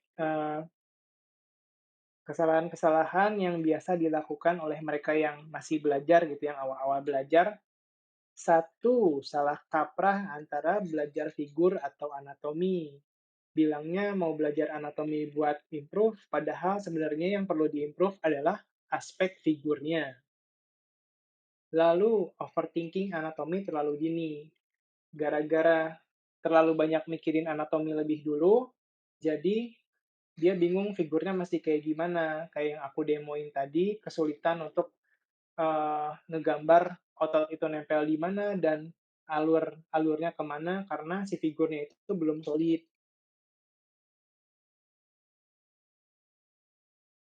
Terus ketiga, lu gesture sebelum structure.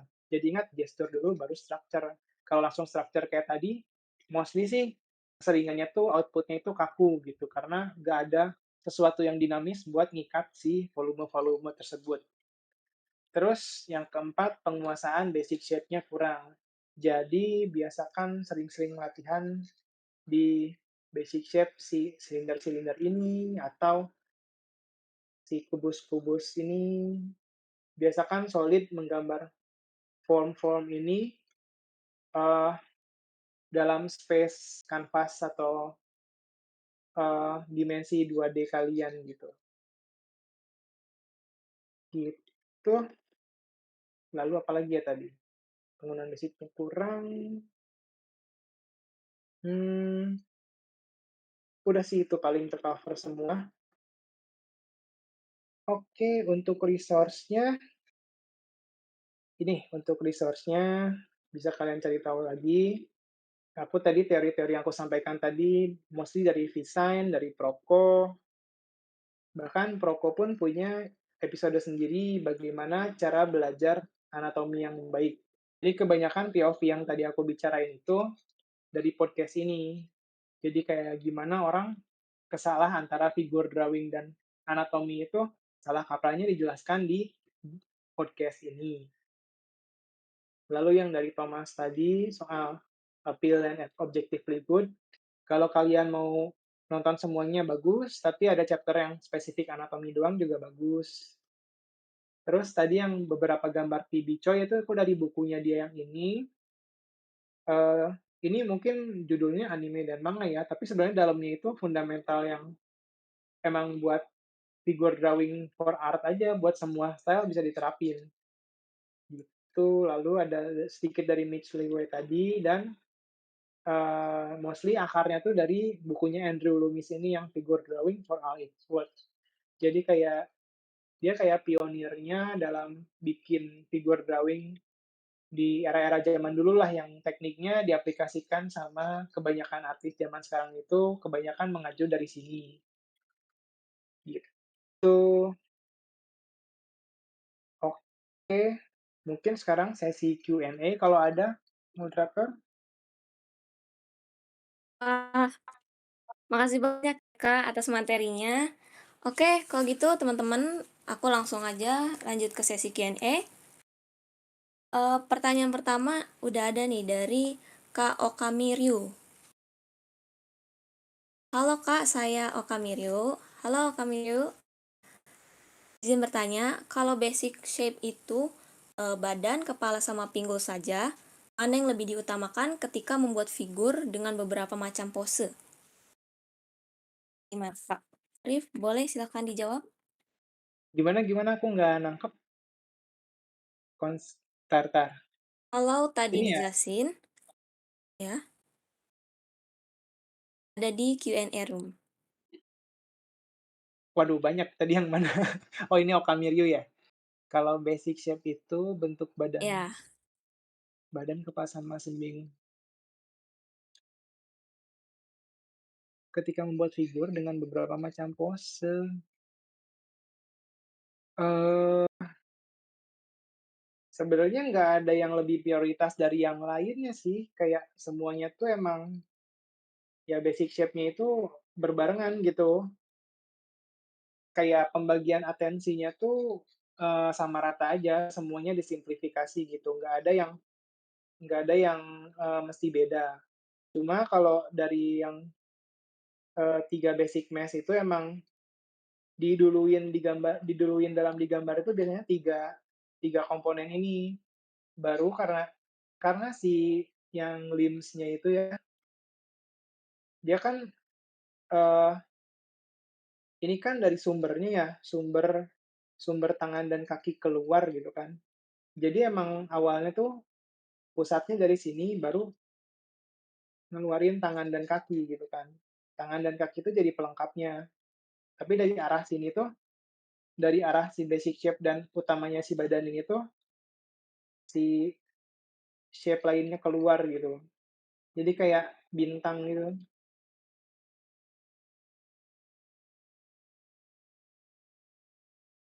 Mungkin emang si tangan dan kaki ini lebih simpel dari ini ya, karena emang ya sebatas sesuatu yang, memanjang dari pusatnya aja gitu, mindset-nya kayak gitu.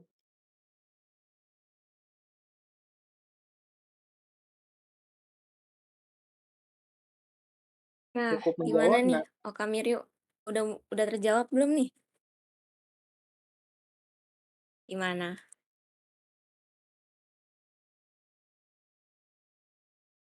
Udah, Dan Kak, terima kasih. Oke. entar Kalau gitu nambahin dikit aku nih, lanjut ke pertanyaan kedua ya. entar Oke. nambahin dikit. Biasanya line of action juga berawal dari si Oke, aman-aman, Kak. terusan terusan si spine ini, si tulang belakang, antara ke kaki yang satu atau ke kaki yang lain, tapi pasti ngelewatin si core-nya ini, gitu. Udah itu aja.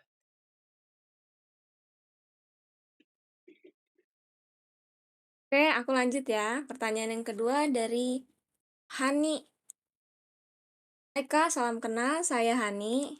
Halo Hani. Menurut Kak Ref, gimana cara gampang nyambungin kubus dan tabung saat gambar construction, lengan dan kaki, tapi tetap sesuai dengan proporsi? Karena saya karena saya cukup susah untuk menyambungkan dua bagian itu. Kayak jadi nggak sesuai proporsinya. Selain itu, apa latihan yang harus dilakukan supaya saat gambar garisnya tidak miring-miring? Boleh Kak Rif langsung Miring dijawab? sih. Sebenarnya diagonal tuh garis miring kan. Miringnya gimana ya? Maksudnya goyang-goyang gitu? Aku kurang nangkep. Coba yang nanya chat, miringnya Mungkin itu gimana? Kalau tegak lurus kan eh, gini, miring gini. Hani. Oh, oke oke. Hani lagi typing. Oh, kurang stabil, gini gitu, aduh, oh, udah, gitu.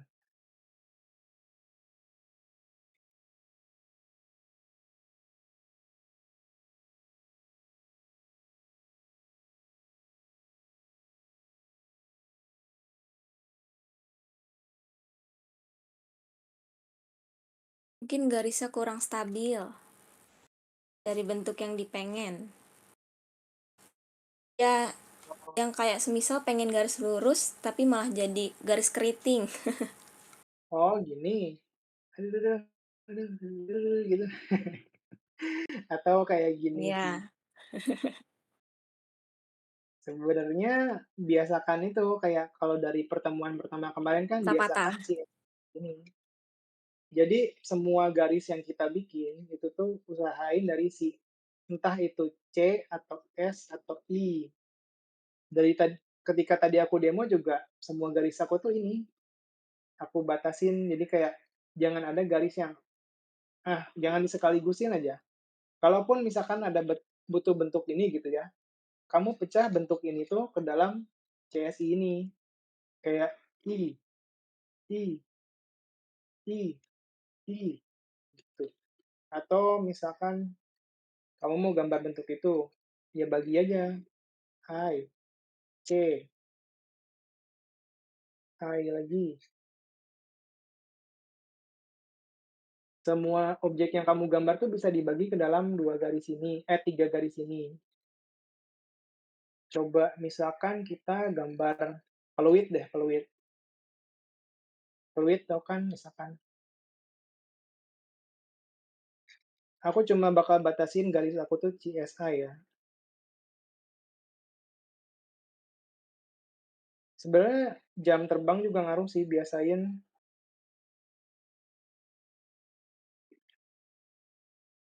ngecek cek. Nggak ada gerakan aku gini ya, nggak ada. Kayak langsung aja biasain.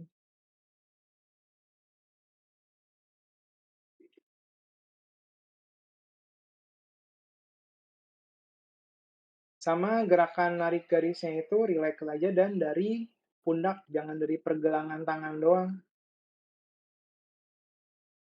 Kalau dari pergelangan tangan doang pasti gerakannya tuh terbatas kayak, "Aduh aduh aduh," gitu. Tapi kayak geraknya dari pundak gitu, nggak bisa nyontohin ya aku. Tapi pakai pakai semua tangan nih, jangan dari pergelangan doang.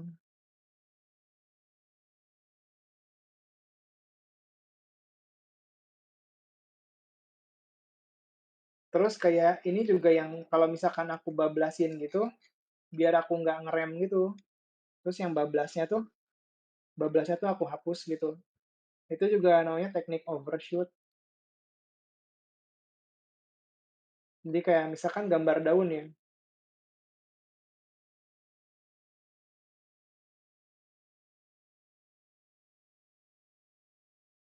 kita nggak perlu ngira-ngira, berhenti di sini, gitu kan.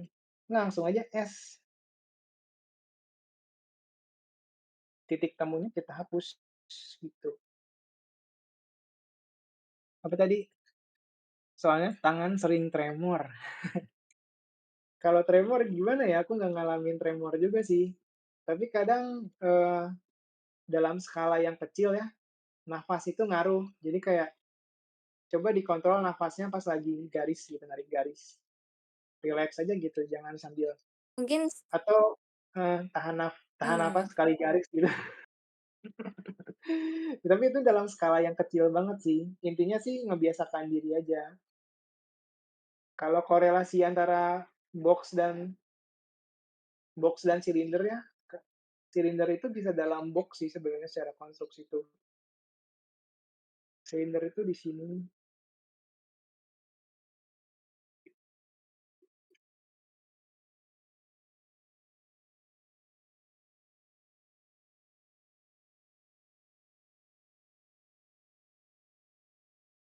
gitu kurang lebih.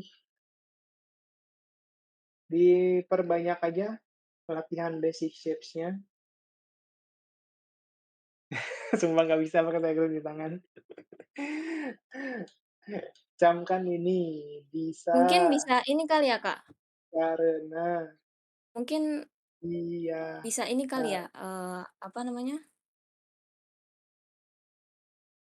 si terbiasanya ini. bisa karena biasa. Nah, mungkin sering sering gambar garis kali ya? Iya sih, jam terbang. Jam terbang sama kebiasaan sih, kalaupun jam terbangnya banyak, tapi ngulangin kebiasaan buruk, ya di situ-situ aja gitu. Kalau misalkan Ya, cara kamu ngegambar sekarang kurang oke, coba cari cara gambar yang lainnya gitu, cari cara baru, gitu.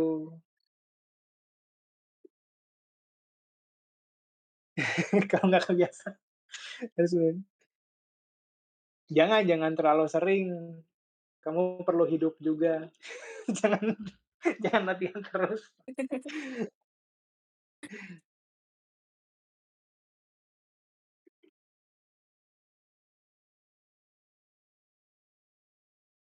Sudah gimana cukup Kak Hani? terjawab belum? Apa sudah terjawab?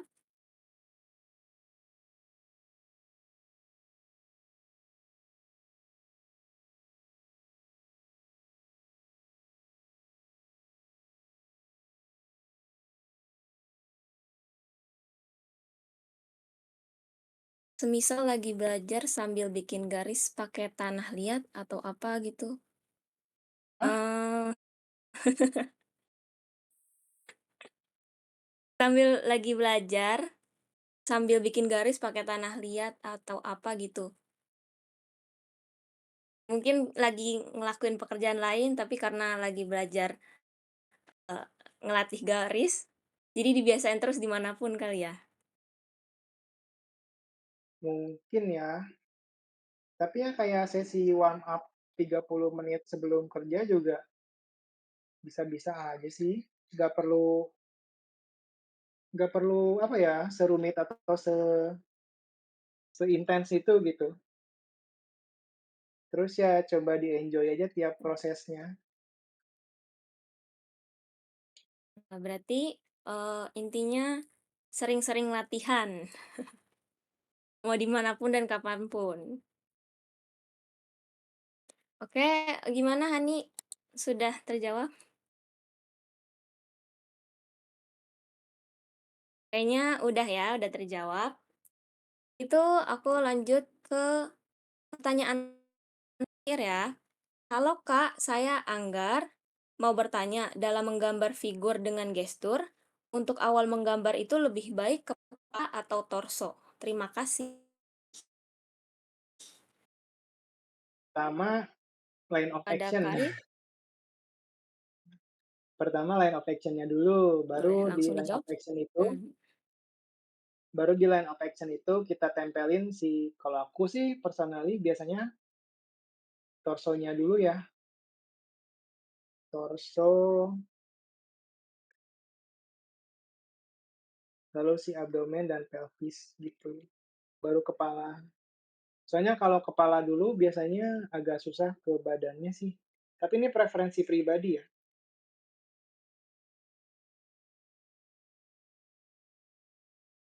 atau enggak si orientasi si pinggang dan pundak ini, itu juga bisa membantu.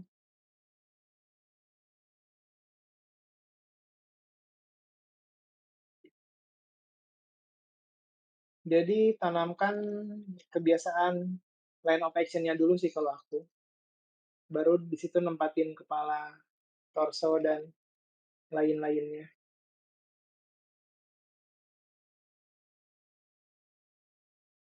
Udah sih terjawab. Gimana Anggar? Udah terjawab belum?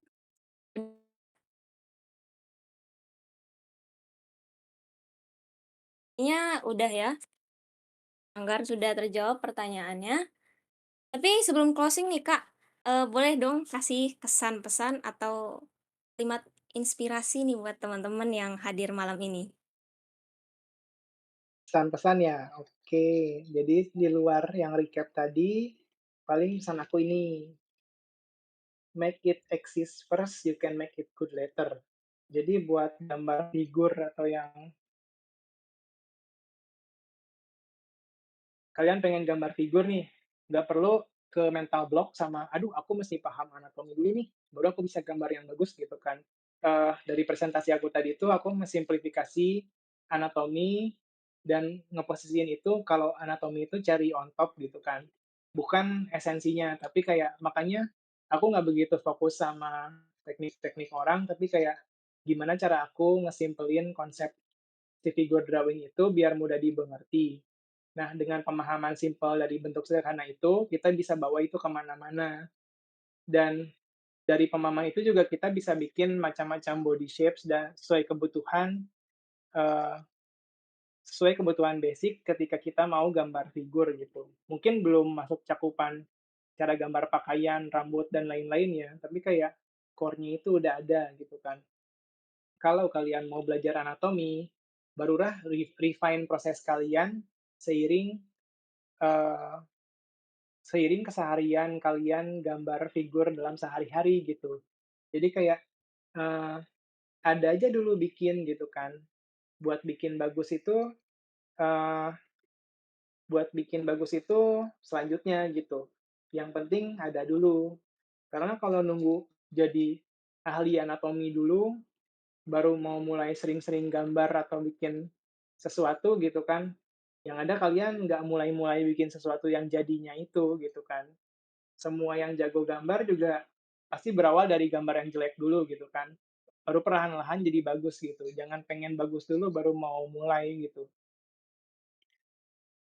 Itu aja sih. Nah, itulah teman-teman. Terima kasih, Kak, atas kesan dan pesannya. Oke, kalau gitu teman-teman, semoga pertanyaan-pertanyaan tadi sudah cukup terjawab ya. Dan buat pertanyaan yang belum terjawab malam hari ini, bisa simpan dulu pertanyaannya buat pertemuan selanjutnya ya. Terima kasih banyak buat Kak Rif yang udah berbagi ilmu malam ini. Dan tentunya makasih juga buat semua Univelas dan teman-teman yang hadir serta aktif selama sesi berlangsung. Semoga sharing malam ini bisa jadi inspirasi dan motivasi baru buat kita semua untuk terus berkembang dan berkarya di dunia ilustrasi. Bagi yang masih penasaran tentang figur atau ada pertanyaan yang belum terjawab, bisa banget nih lihat grup komunitas Overcraft Studio. Di sana banyak teman-teman yang udah berpengalaman banget soal fundamental menggambar loh. Mau tahu gimana cara gabungnya? Bisa langsung Instagramnya Overcraft Studio di @overcraft.studio. Terus jangan lupa follow Instagramnya Kak Rif juga nih di @artofrif, update karya dan tips gambar lainnya ya. Terus dan pastinya jangan lupa follow Instagram Unity Canvas di @unitycanvas_co. Biar gak ketinggalan info Uniclass, Unipodcast, dan event serunya di Unika. By the way, aku mau infoin lagi nih teman-teman. Kegiatan Uniclass ini diadakan 2 kali dalam sebulan, setiap hari Sabtu pukul 8 hingga 10 malam, waktu Indonesia bagian Barat. Dan buat yang ketinggalan sesi malam ini, atau sesi sebelumnya, bisa langsung nonton YouTube-nya Unity Canvas.